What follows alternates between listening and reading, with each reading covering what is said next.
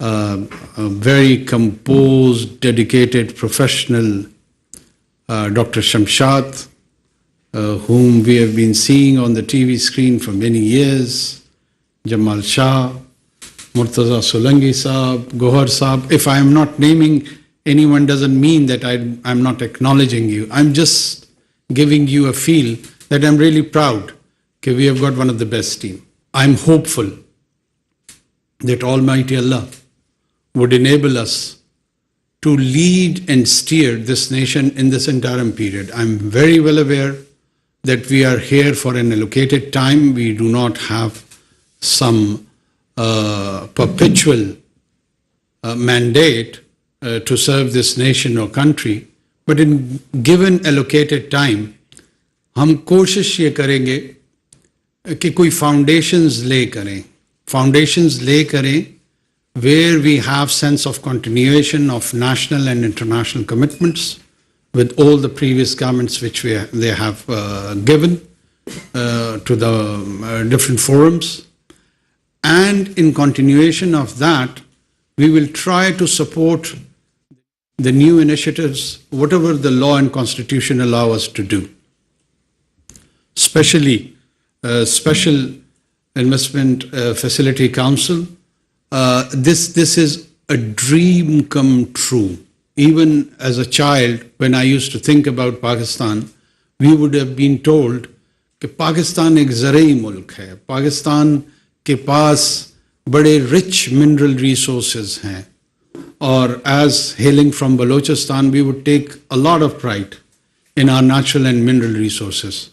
But we never knew that mineral resources were. But a day has arrived when, thank God, with the support of all the institutions in which Pakistan military is in lead, with its ablest leadership, to support, facilitate, encourage, and realize this old national dream. Mera apna view ye hai कि it is not idea or a dream of an institution. An institution may be in the lead role, but it is collectively owned by around 2,500 million people of this country.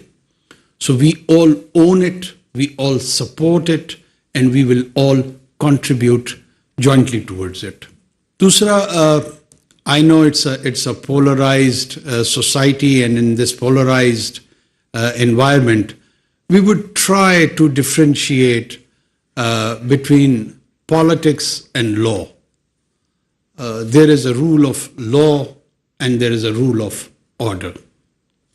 We would ensure that rule of order is not compromised in any way.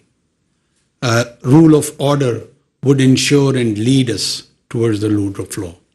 If there is chaos, if there is anarchy, no governance system, no secular system, no religious theocratic system, whatever the people of a concerned territory wish to live with it, you can't have that. So we know the sanctity of the order. That would be kept at any cost. Pakistan is owned and shared by all ethnicities, by all creed, by all religious backgrounds.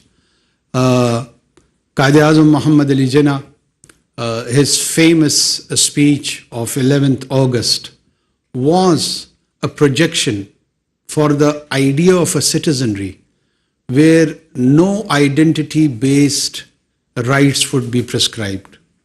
Rights will not be given to the people on the basis of noun, right? Rather, it would be allocated on the basis of adjective, on the basis of conduct, on the basis of character, on the basis of behavior. The best of the best has to come and excel in this society. There are many dreams around the globe, but let's start having a vision of a Pakistani dream, and let's realize this Pakistani dream. Pakistani dream is the dream of our soul. It is imbibed by the ideas of Iqbal, the enlightened Iqbal. We would strongly discourage rigidity, be it in any form.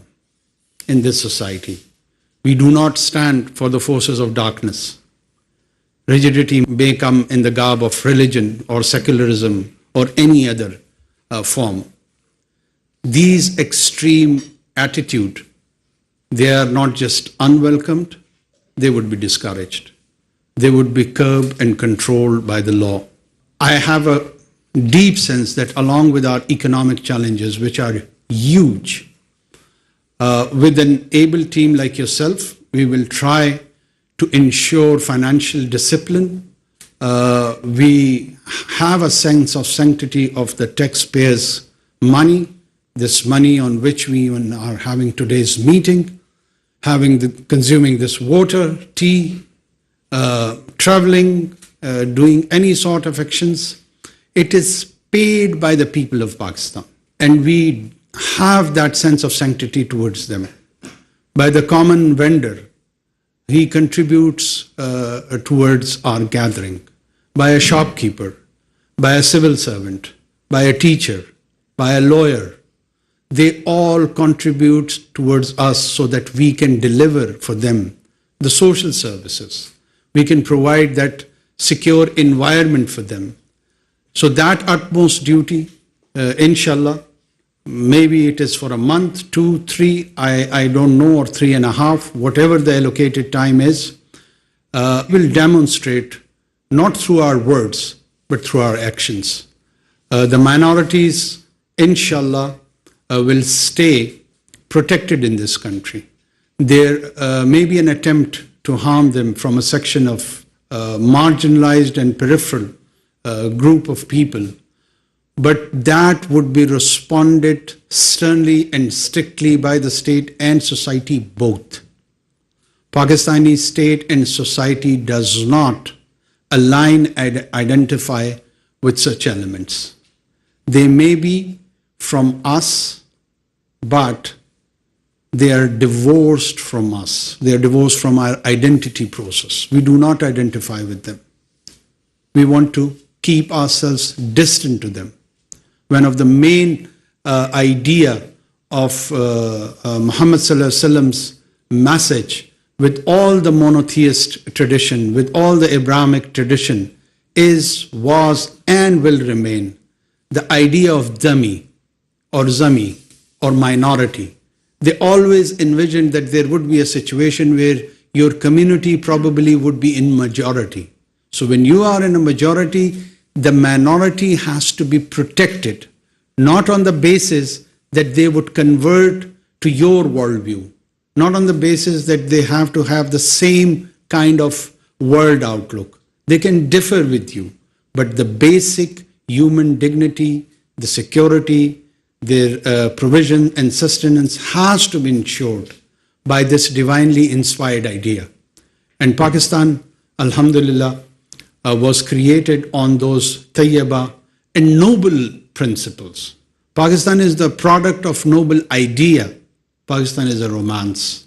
And let's start realizing that romance with today's first cabinet meeting.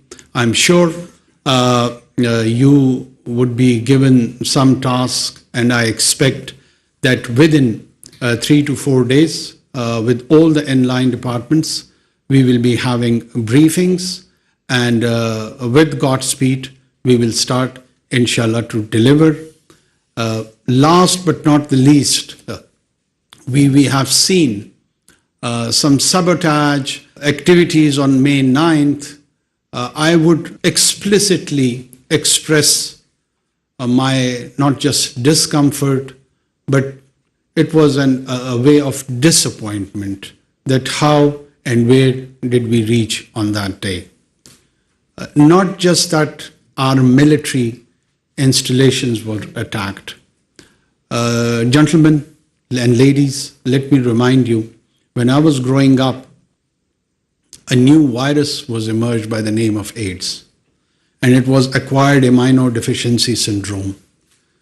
The nature of the virus was that it would attack the immune system of the body, and then you could have died. It would have been fatal even for a very mundane diseases like flu.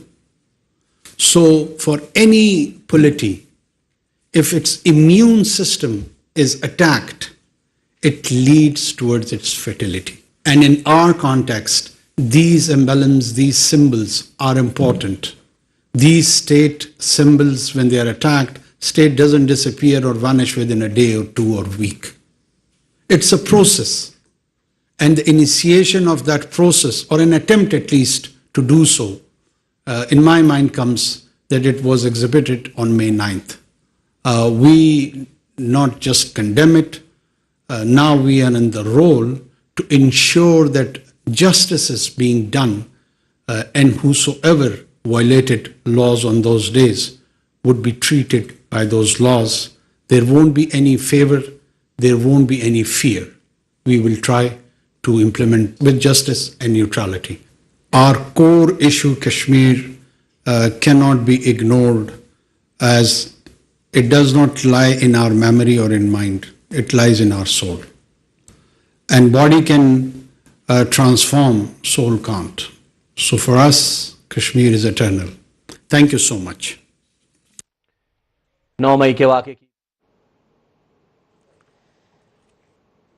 निगरान वज़ीर-ए-आज़म अनवारुल हक काकड़ काबीना के इजलास से गुफ्तगू कर रहे थे। पहला काबीना का इजलास है जिसकी सदारत उन्होंने की, और इस मौके पर गुफ्तगू करते हुए उन्होंने कहा कि हमें कौम की खिदमत का मैंडेट मिला है, हमने भरपूर अंदाज में कौम की खिदमत करनी है, यकीन है कि अल्लाह ताला हमें सुरखरू करेगा। उन्होंने कहा कि पाकिस्तान ज़रई और कुदरती वसाइल से माला माल मुल्क है, मुकर्ररा वक्त में पाकिस्तान की तरक्की की बुनियाद रखने की कोशिश करेंगे।